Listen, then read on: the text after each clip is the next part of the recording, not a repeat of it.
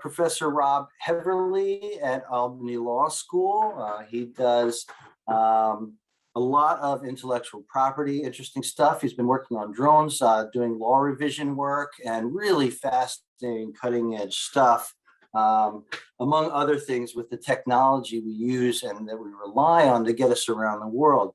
Today, I've got some questions for Professor Heverly about drones. Professor Heverly, what is happening in drone law recently? What's going on?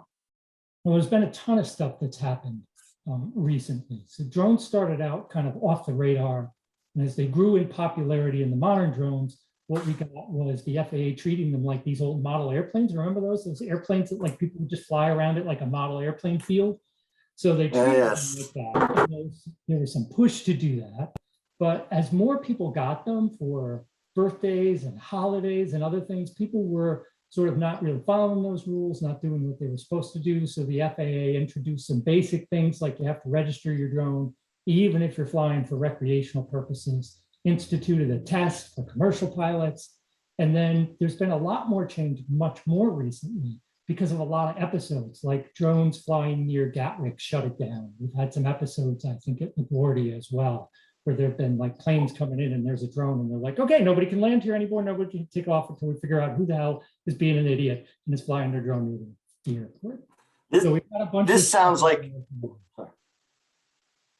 I apologize. I was just going to say, I mean, you know, this certainly sounds like it's in pop culture quite a bit, obviously. We're targeting this kind of activity for law and policy, maybe reform, maybe just building it from scratch. What are some of the law and policy issues that are coming up right now?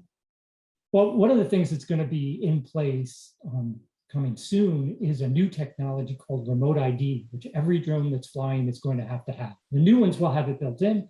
Older drones will have like a module that you stick on, and that's going to broadcast where the drone is, where it took off from, who it belongs to. Law enforcement should be able to get that. We're sort of fighting with the Federal Aviation Administration right now as to whether anybody can get that information or whether it's just going to be law enforcement that can get it, and of course, folks from the FAA and other laws. They're trying to integrate new tech. So there's a lot of what are called electric vertical takeoff and landing vehicles. And these might be individual ones. There are a couple that are supposed to be shipping this year that are in kits. They send it to your house in a kit, and it's treated under FAA rules like an ultralight that you don't even need a pilot's license for. And you can fly those in cities and urban areas, but you could like go out to a farm and put it together and go for a fly in your own personal drone. But then companies like Hyundai Air Mobility, which has been renamed, they're looking at doing air taxis with these electric vertical takeoff and landing. So these things go straight up in the air and then they fly somewhere and they land on another pad somewhere else. So that's like really big questions coming there. And then we have all of the sort of like political stuff about like, oh, DJI drones are from China, and so we can't trust them because the Chinese government invested in them. And so we're going to make it really hard for people to buy them. US government agencies aren't supposed to be using, well, there's a push to make them not able to use them, but they're one of the most sort of efficient and robust drones there is. So a bunch of government agencies are pushing back. So that's some of the things that are coming up. Who gets to make the drones, who gets to fly them, and how they integrate into the airspace with regular airplanes, these new crafts that we're not even quite sure how to treat. You know, my little drone this big with one that's about the size of my room versus an airplane. So those are all the issues that are in the mix.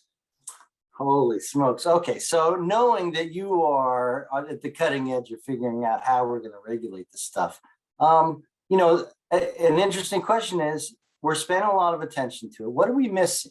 What is falling through the cracks right now in your mind? Well, there's a couple of things. One thing is really we've ceded the cutting edge to other countries where we're just barely getting to where the package delivery companies can start doing trials. And that's actually being used in some other countries. So that's one piece that's missing. Another piece is these vertical takeoff and landing vehicles. And how really all of this affects our sense of place, like where we are and what we think about where we are. And so I was the reporter for the Uniform Law Commission's tort law relating to Drones Act, which is on hiatus. But one of the commissioners for that said, I sit out on my back porch in Oregon and I look down over the valley of the property that I own, and I can just picture a drone flying there, and that's not what I want to see.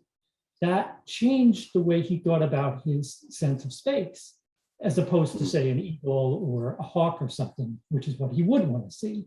So what does it mean if I'm in a suburban area near, say, one of the hubs where they're launching these delivery drones from, and I'm just constantly buzzing overhead? What does that do to my sense of place and about where I am and how things fit? And then my neighbor's got one of these electric crafts, and he comes and lands it at the house, or his work lands it at the house. And the kid across the street gets one of the single person ones and goes up in the air and flies around the neighborhood. What does that, having all of that buzz in the air, do to us and to our sense of where it is that we are? Yeah, sense of place. Of course, now we're getting into a different kind of interdisciplinary. We start thinking about anthropology, sociology, and defining the space and place. Just out of curiosity, how do we resolve this question? Is sense of place, should it be a critical component of our regulation of drones, especially with these, with the pads and the flight paths of these things? Or is that just another thing to fancy about? How important is that to how we're going to end up on drones?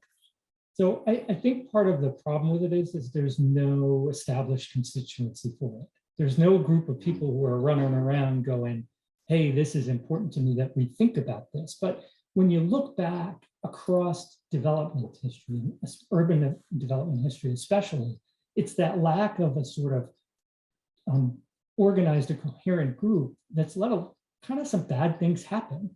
So in terms of where it is in policy, I don't think it's playing much role at all.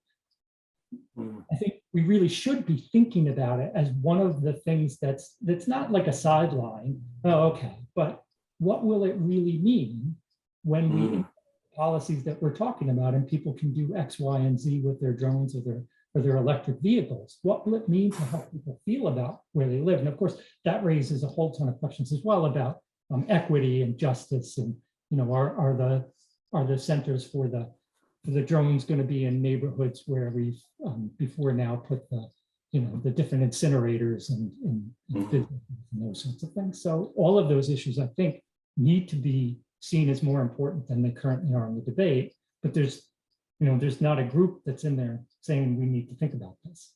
Oh, wow. Professor Heverly, thank you for joining us today. This has been the most fascinating, only tidbit right into the world of drone law. But we really appreciate it and hope to see you soon.